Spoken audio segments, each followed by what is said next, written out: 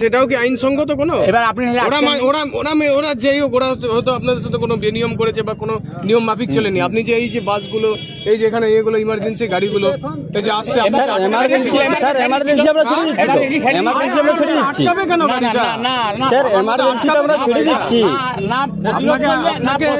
সমস্যার সমাধান হবে না। স্টেট হাইওয়ে আটকানোর অধিকার কে দিয়েছে? না, এটা না করলে আচ্ছা, যদি আমার অন্যায় চলুন, আমাকে অ্যারেস্ট করে নিয়ে চলুন। যদি অ্যারেস্ট করে নিয়ে চলুন, সবাই যাবো। আপনি একা কেন যাবেন? আমরা সবাই যাবো, আমরা সবাই যাবো। ঠিক আছে, আমি ওসব কথা বলছি, আমি বলেছি ঠিক আছে, আপনারা বলেছেন এইবারে রাস্তাটা আপনারা খালি করে দিন, ঠিক আছে? অন্তত বাসের টাইম থাকে, অনেক মানুষের অসুবিধা হচ্ছে। আপনি আপনাদের কথাটা বলে দিচ্ছেন, আমাদের কথাটা কে বলবে? সকাল থেকে আমরা বলছি, আপনাদের এর জন্য তো আমি টাকা, মানুষের তো কষ্ট হচ্ছে কি না হয় না। গাড়িরও খোঁজ নিলাম, গাড়ি কতদূর আছে? আচ্ছা, এখানে দাঁড়িয়ে থাকলে কি আপনাদের না, সমাধান হবে, সমাধান হবে, অবশ্যই সমাধান হবে। আচ্ছা দেখুন, আপনাকে বললাম আপনি ব্যবস্থা করুন। তবে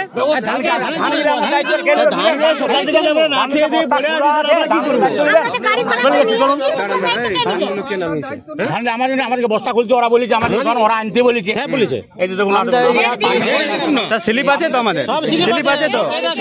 আপনি একটা স্লিপ করলে 1000টা স্লিপ বেরোবে, দেখলেন? আপনি দেখুন স্যার, স্লিপটা অবশ্যই দেখুন। দেখুন এই যে এইটা ডেটটা দিয়ে দেখুন, সব স্লিপ দাও, ডেট দেওয়া আছে, দেখুন ডেট দিয়ে আছে, দেখুন। হ্যাঁ, ধানটা নিয়ে আসবে। সকাল ভোর থেকে নিয়ে আসতে বলে এই একটা রয়েছে আপনার, এই একটা রয়েছে, সবাই গাড়ি আছে, সবাই গাড়ি আছে। এই একটা রয়েছে, এই যে আজকে ডেট দিয়েছে, এখানে ডেট দিয়েছে, ঠিক আছে। আরো রয়েছে, এটা নয়, এটা হচ্ছে 9/12, এটা হচ্ছে 20/5। এই যে ডেট দিয়েছে, এই যে 8/1 দেখুন, দেখুন, এটাই লিখে দেই আর কি। ও একটা জায়গায় লেখা আছে, ঠিক আছে। ওটা তো গত বছর, প্রত্যেকটা করে থাকবে, ওটা গত বছর। এই যে এইটা দেখুন, এই যে এইটা, এই যে এইটা ডেট দেখলেন, আজকে ডেট দিয়েছে, তাই জন্য সব ধান নিয়েছে। আসতে বলেছে, তারপর আবার কালকে এসে আবার এন্ট্রি করে গেছি। আমরা উইদাউট পারমিশন ছাড়া কাজ করি নাই স্যার, বুঝলেন? আরে মানছি কাজ করে, কিন্তু দেখুন প্রায় ঘন্টাখানেক হতে চললে আপনারা রোডটা আমরা সকাল থেকে মানে ভোর 3টার থেকে ধান নিয়ে এসেছি এখানে। আমার বয়স আজ 63 বছর হলো। এমতো অবস্থায় আমার ওষুধ ফসুধ কিছুই আনিনি ঘর থেকে, এবং হাই প্রেশারের পেশেন্ট আমি, এবং কিডনির পেশেন্ট, দুটো মানে রোগের পেশেন্ট আমি।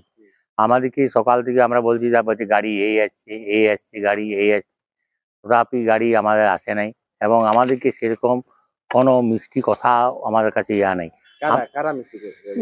এখানে যারা চার্জে আছেন, হ্যাঁ, এবং কি আমরা পথ অবরোধ করছি, সবাই মিলে চাষিরা বাধ্য হইলাম, এবং পথ অবরোধ করার পরে থানা থেকে লোক এলেন, উনি বললেন, আমি বলি দেখুন আমাদের এই অবস্থা, এইটার জন্য আমরা পথ অবরোধ করেছি, আমাদের অন্য কোনো মানে অভিযোগ নাই বা অন্য কোনো আমাদের প্রবলেম নাই। তাতে ওনারা বললেন পথ অবরোধ ছেড়ে দাও, আমাদের ওনাদের কথা মতো ছেড়ে দিলাম। ওনারা বললেন ঠিক আছে, আমরা দেখছি কিভাবে কি করা যায়। এখনো পর্যন্ত কোনো সুরাহার কোনো ব্যবস্থা হয়নি। প্রশাসন থেকে বলেছে যে দেখছি আমরা, এখানে অফিসার যারা ছিলেন তারাও বলছে, সকাল থেকে বলছি দেখছি, এখনো পর্যন্ত ওই দেখাই হচ্ছে আমাদের।